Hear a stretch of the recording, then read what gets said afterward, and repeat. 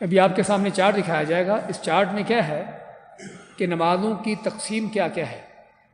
ہم نے ذکر کیا تھا صاحب کا درس کے آخر میں کہ بعض اوقات وہ ہیں جس میں نماز پڑھنا منع ہے. لیکن کون سی نماز پڑھنا منع ہے؟ دیکھیے آپ کے ہاں نماز کی تقسیم، سب سے پہلی تقسیم کیا ہے کہ فرض اور نفل. اصل نماز کی تقسیم یہ ہے کہ فرض ہے اور نفل ہے.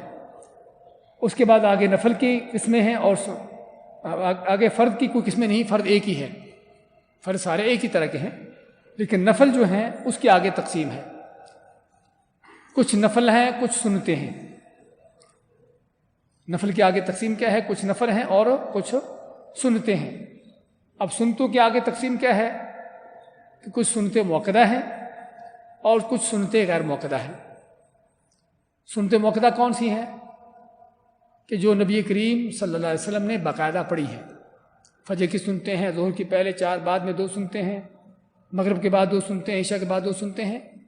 یہ 12 سنتے ہیں جو سنتے موقدہ کہلاتی ہیں، کہ ان کو آپ باقاعدگی سے پڑھا کرتے تھے. اور موقدہ تاکید سے، کہ آپ نے ان کو تاکید سے پڑھا ہے. اور سنتے غیر موقدہ کہ جو آپ نے باقاعدہ نہیں پڑھی، کبھی پڑھ لیتے تھے اور کبھی نہیں پڑھتے تھے. جس طرح کہ عصر کی پہلے 4 سنتے ہیں، مغرب کے پہلے 2 سنتے ہیں. یہ سنتیں غیر موقدہ میں سے آتی ہیں. اور سنتوں کے علاوہ دوسری نفل کی جو قسم ہے وہ نفل، اور نفل کے آگے تقسیم کیا ہے کہ نفل عام ہے، عام نفل ہیں، اور نفل خاص ہیں. عام نفل ہیں اور خاص نفل ہیں.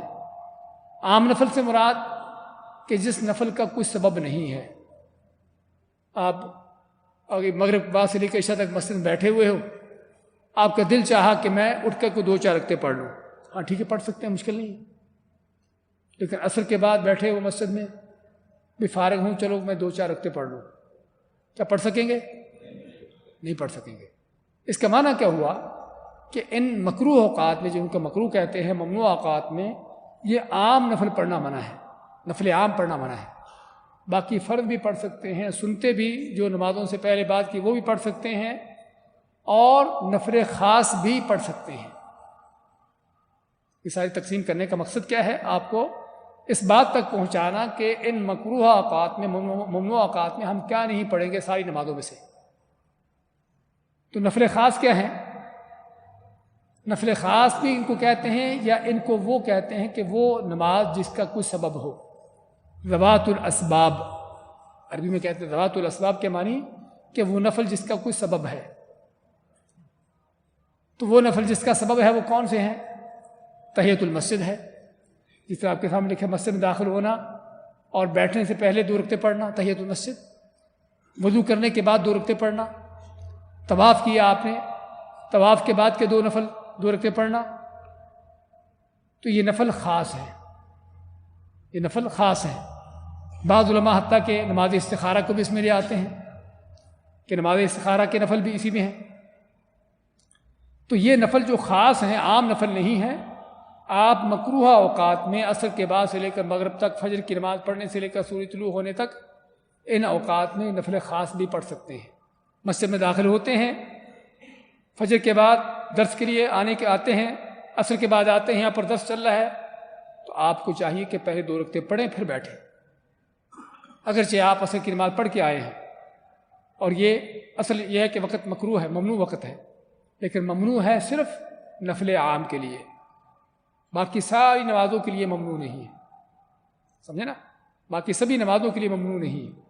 آپ کا کوئی فرض چھوٹا ہوا ہے، آپ ان اوقات میں پڑھ سکتے ہیں. آپ کو یاد آیا کہ میری فلاں نماز چھوٹ گئی تھی، آپ کو فوراً پڑھنا ہوگی، چاہے عصر کے بعد ہو چاہے فجر کے بعد ہو. آپ اس نماز کے پہلے بعد کی سنتے بھی پڑھ سکتے ہیں ساتھ. سمجھے نا؟ نفل خاص ہیں، تحیۃ المسجد وغیرہ، وہ بھی آپ اس میں پڑھنا چاہیے آپ کو. لیکن جو منع ہے وہ صرف نفل عام ہے. تو یہ چارٹ آپ کو اس لیے دیا گیا ہے تاکہ ہمیں پتہ چلے کہ نمازوں کی تقسیم کیا ہے. اصل یہ ہے کہ فرض ہے اور نفل ہے، اور فرض میں آگے مزید تقسیم نہیں ہے، ایک ہی طرح کے ہیں. لیکن نفلوں کی تقسیم ہے کہ نفلوں میں کچھ سنتے ہیں اور کچھ نفل ہیں. سنتے ہیں وہ بھی نفل ہی ہیں، لیکن آپ صلی اللہ علیہ وسلم نے ان کو پڑھا ہے، باقاعدگی سے پڑھا ہے تو موقدہ ہے، نہیں باقاعدگی سے پڑھا تو غیر موقدہ ہے. ان کو سنت کا نام دے دیا. اور وہ جو آپ نے پڑھی نہیں ہیں ان کو نفل کا نام دے دیا. اس کی دو حیثیتیں ہیں، نفل عام ہے کہ جن کا کوئی سبب نہیں ہے، اور نفل خاص ہیں جن کا کوئی سبب ہے. تو جن کا کوئی سبب ہے ان کو بھی آپ مکروہ اوقات میں پڑھ سکتے ہیں، لیکن مکروہ اوقات میں صرف نفل عام نہیں پڑھیں گے. تو یہ نمازوں کی تقسیم.